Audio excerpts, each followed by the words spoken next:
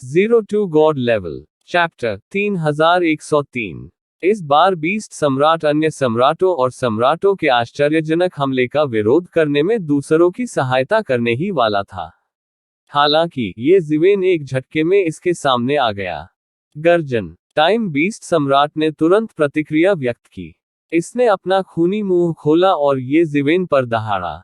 इसका विशाल शरीर एक प्राचीन दिव्य पर्वत जैसा था और इसने ये ज़िवेन की ओर हमला शुरू कर दिया। विनाश की एक भयानक आभा ये ज़िवेन की ओर दौड़ पड़ी। टाइम बीस्ट सम्राट की गति बेहद तेज थी। गति के नियम की गति समय के नियम के किनारे तक पहुंच सकती है। इसके विपरीत समय का नियम गति के नियम के किनारे तक भी पहुंच सकता है। इसलिए समय के नियम को नियंत्रित करने वाले विशेषज्ञों में से कई ऐसे थे जिनकी गति चरम पर थी। समय का नियम आसपास के समय को भी बदल सकता है, जिससे उनके चारों ओर समय का प्रवाह तेज हो जाएगा, जिससे अप्रत्यक्ष रूप से उनकी अपनी गति बढ़ जाएगी। इस बार बीस्ट एम्परर ने स्पष्ट रूप से इस स्तर की सीमा को छू लिया था। उसके चारों ओर समय का प्रवाह आश्चर्यजनक रूप से तेज था। अन्य सम्राट स्तर के प्राणियों के लिए ऐसे प्रतिद्वंद्वी से निपटना निस्संदेह बहुत कठिन था जो तेज या धीमा हो सकता था। दुर्भाग्य से इसका सामना ये ज़िवेन से हुआ। ये ज़िवेन ने बहुत पहले ही गति से अंतरिक्ष को समझ लिया था और उन्होंने अंतरिक्ष से समय को समझा था। इसलिए समय के नियम के बारे में उनकी समझ टाइम बीस्ट सम्राट से कमतर नहीं थी। वास्तव में समय के नियम के बारे में उनकी समझ टाइम बीस्ट सम्राट से भी बेहतर थी। टकराना। टाइम बीस्ट सम्राट के आश्चर्यजनक हमले को ये ज़िवेन ने एक पल में रोक दिया था। Thump thump thump. Time beast सम्राट ये जानकर हैरान रह गया कि यह वही था जिसने हमला शुरू किया था, लेकिन अंत में ये वही था जिसे उड़ा दिया गया था। उसने अचानक अपनी आंखें चौड़ी कर ली। जब उसने ये ज़िवेन को निर्वाण क्षेत्र के भगवान के खिलाफ लड़ते देखा तो उसने कुछ भी नोटिस नहीं किया था। आखिरकार निर्वाण क्षेत्र के भगवान के खिलाफ लड़ते समय ये ज़िवेन एक नुकसानदेह स्थिति में थे। उसने केवल अनुमान लगाया था कि ये ज़िवेन की ताकत कितनी अत्याचारी थी। लेकिन अब जब वे लड़ रहे थे तो पता चला कि उनके बीच का अंतर बहुत बड़ा था। तीसरे क्षेत्र के सम्राट स्तर के प्राणी के रूप में इसके और ये ज़िवेन के बीच का अंतर बहुत बड़ा था। इसने हमला शुरू करने की पहल की, लेकिन ये ज़िवेन की भयानक शक्ति ने इसे उड़ा दिया। हम्फ, दिलचस्प। अपने शरीर में समय का टुकड़ा सौंपें। ये ज़िवेन दिल खोलकर हंसे। वह हर किसी की तरह टाइम बीस्ट सम्राट पूर्वज के शरीर के अंदर समय के टुकड़ों पर पागलपन से नहीं लड़ता था। ऐसा इसलिए था क्योंकि वहां लड़ाई बहुत तीव्र थी। इसलिए हर किसी के साथ समय के टुकड़ों पर लड़ने की तुलना में थोड़ी देर इंतजार करना बेहतर था। अन्य टाइम बीस्ट सम्राट भी ये ज़िवेन का निशाना बन गए थे। दूसरों के लिए यह एक अत्यंत भयानक टाइम बीस्ट सम्राट था। यह एक शक्तिशाली अस्तित्व था जो 2 से 3 संप्रभु राजाओं के खिलाफ लड़ सकता था। यह एक ऐसा अस्तित्व था जिसने वास्तव में समय की शक्ति को अपनी दिव्य क्षमता में मिला दिया था। हालांकि ये ज़िवेन के सामने ये कुछ भी नहीं था। समय की शक्ति जिस पर दूसरे पक्ष को इतना गर्व था, ये ज़िवेन के लिए अपरिचित नहीं थी। यह ऐसा डोमेन नहीं था जिसके संपर्क में वह कभी नहीं आया था। बूम! ये ज़िवेन के सिर के ऊपर मार्शल सम्राट की मुहर घूमने लगी। 3000 मार्शल सिद्धांत अचानक अनगिनत मार्शल विल्स में बदल गए। उन्होंने आकाश और पृथ्वी को ढक लिया, सीधे दुनिया को जलमग्न कर दिया। पहले निर्वाण भगवान हमलों की इस लहर में स्वतंत्र रूप से प्रवेश करने और बाहर निकलने में सक्षम थे। लगभग सभी ने सोचा कि 3000 मार्शल सिद्धांत ऐसे ही थे। वास्तव में ये तीसरा क्षेत्र टाइम बीस्ट सम्राट एक ही पल में 3000 मार्शल सिद्धांतों के आतंक को लगभग महसूस कर सकता था। उनमें से 1 या 2 को रोकने के लिए उसे अपनी पूरी ताकत लगानी पड़ी। जब शेष 3000 मार्शल सिद्धांत भड़क उठे तो उन्होंने तुरंत उसे डुबो दिया। इस क्षण में अंततः उसे समझ आया कि यह जादुई शक्ति कितनी शक्तिशाली और भयानक थी। हालांकि ये ज़िवेन की मार्शल शक्ति अभी भी उथली थी। इसलिए निर्वाण क्षेत्र के भगवान का सामना करते समय वह सबसे भयानक शक्ति का प्रदर्शन नहीं कर सका। फिर भी निर्वाण क्षेत्र के स्वामी, जो छठे क्षेत्र में थे, को एक बड़ा नुकसान हुआ था। प्रत्येक मार्शल सिद्धांत येज़िवेन के पूर्ण शक्ति हमले के लगभग बराबर था। जब ये 3000 मार्शल सिद्धांत पूरी तरह से लागू हो गए, तो उनकी शक्ति आश्चर्यजनक थी। उन्होंने टाइम बीस्ट सम्राट को पूरी तरह से डुबो दिया। गर्जन। टाइम बीस्ट सम्राट बार बार दहाड़ता रहा। इस स्तर की टक्कर में उनके माथत पूरी तरह बेकार हो गए। येज़िवेन अपने हाथ के एक झटके से अर्ध सम्राट स्तर के टाइम बीस्ट्स के एक बड़े समूह को मार सकता था। यदि वे आगे बढ़ते, तो वे केवल मौत को दावत दे रहे होते। उनका कोई उपयोग ही नहीं होगा। उसके चारों ओर का समय क्षेत्र लंबे समय से खंडित था। वह पर्याप्त रक्षा का प्रबंध करने में पूर्णतः असमर्थ था। टकरा जाना।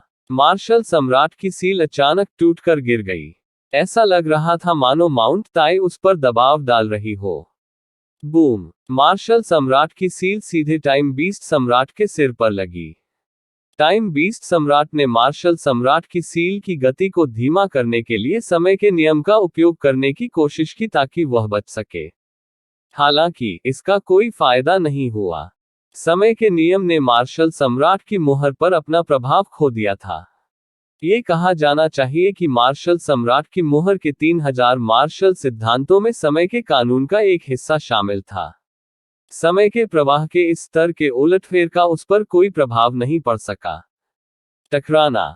टाइम बीस्ट सम्राट का सिर मौके पर ही टुकड़े टुकड़े कर दिया गया।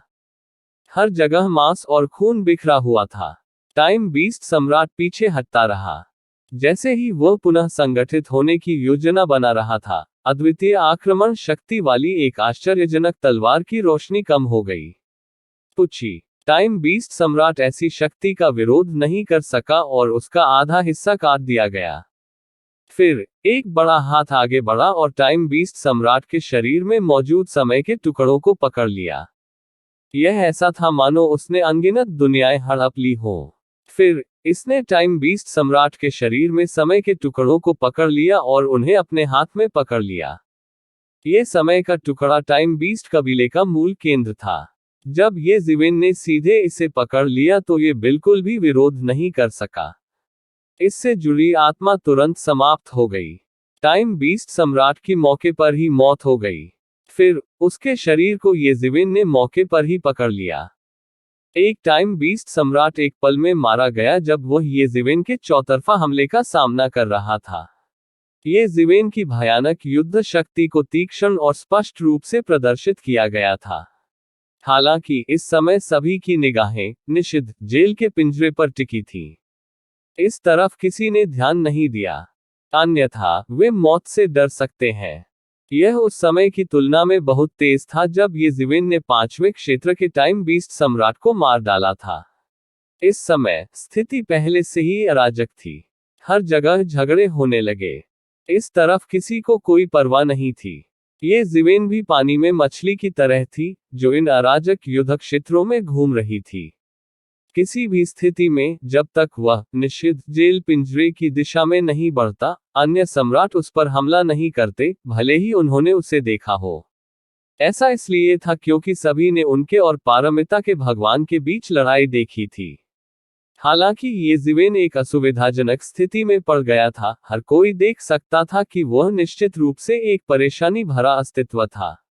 उससे आम लोग निपट नहीं सकते थे। यदि वे उससे उलझ जाते और सबसे महत्वपूर्ण क्षण चूक जाते, तो वे सचमुच अपनी आंखें फाड़ फाड़ कर रोने लगते। टकराना। येज़िवेन की तलवार से वार किया गया और दूसरे टाइम बीस्ट सम्राट का सिर काट दिया गया।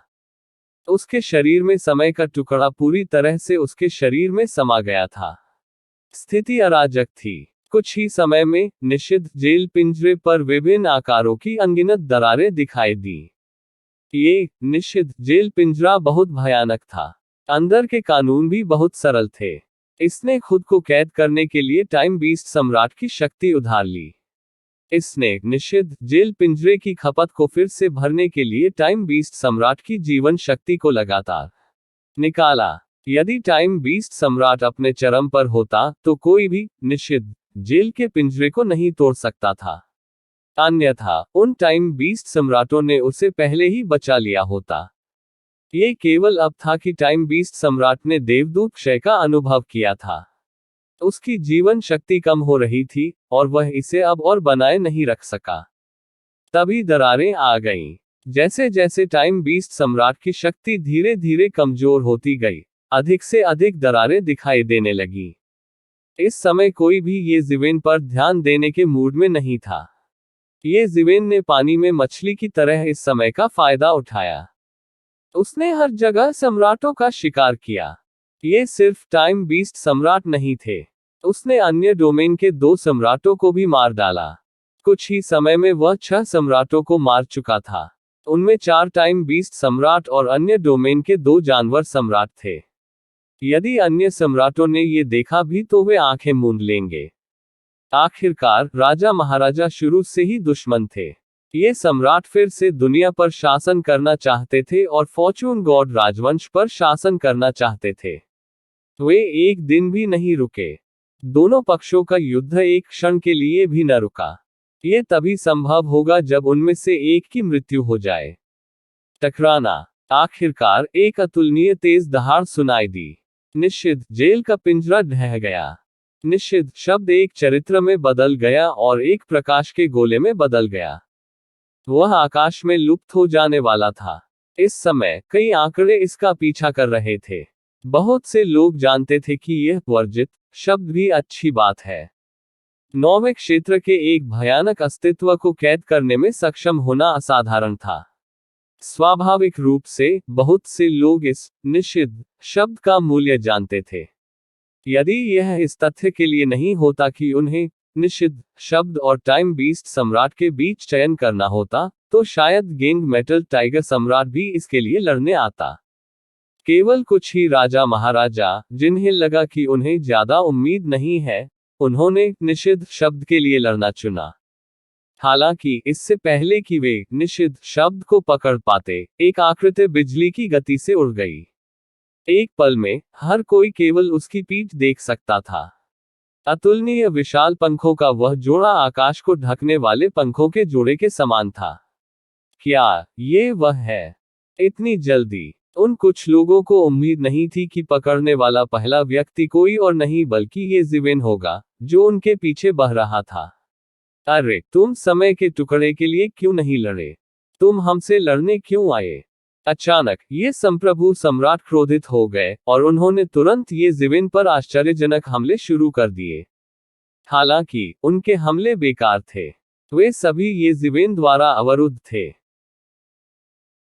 इसी प्रकार के अपडेट्स लेते रहने के लिए हमारे चैनल ऑडियो बुक्स 108 को सब्सक्राइब करें और नोटिफिकेशन ऑन करें। धन्यवाद।